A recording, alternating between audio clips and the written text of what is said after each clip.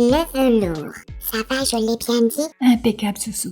Déterminer le métrage nécessaire avec du velours peut être un piège, car il faut vérifier le sens du poil. Sérieusement? Oui, les poils du velours ont un sens. Cela te paraîtra évident en caressant le velours. Tu verras apparaître une couleur plus sombre à rebrousse-poil que tu ne veux pas voir sur une partie de vêtement. Cela veut dire que tu ne dois pas poser les pièces tête bêche, mais dans le même sens avec de préférence le poil vers le bas.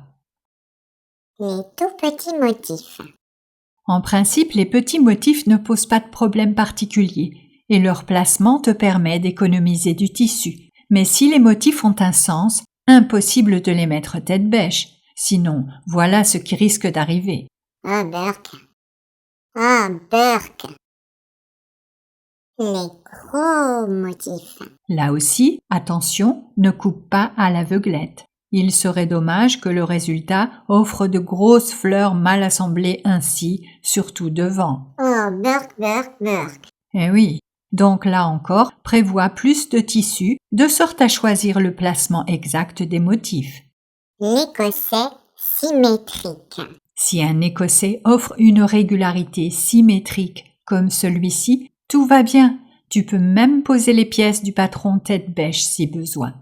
Cependant, pour que les lignes du devant et de la manche soient au même niveau, il suffit de placer la base des emmanchures ainsi que la base des manches sur les mêmes lignes. Et naturellement, cela joue sur le métrage. Car un tel résultat n'est pas terrible. Par contre là, regarde, on est bien aligné. L'écossais asymétrique. Je l'ai bien dit. Tu pouvais le dire normalement. L'écossais asymétrique.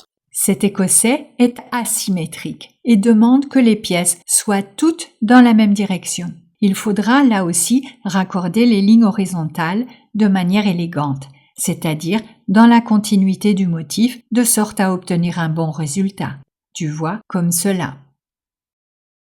Combien je prévois en plus alors? Vois quelle largeur requiert ton patron en fonction du motif. Si tu peux placer les deux devant et les deux dos sur une même largeur de tissu, cela veut dire qu'il te faudra seulement prévoir une seconde hauteur pour les parmentures et les manches et les petites pièces. Si tu ne places, mettons, que 3 pièces, alors il faudra encore une hauteur supplémentaire. Sans oublier les marges de couture et les ourlets, comme nous l'avons expliqué précédemment dans cette vidéo.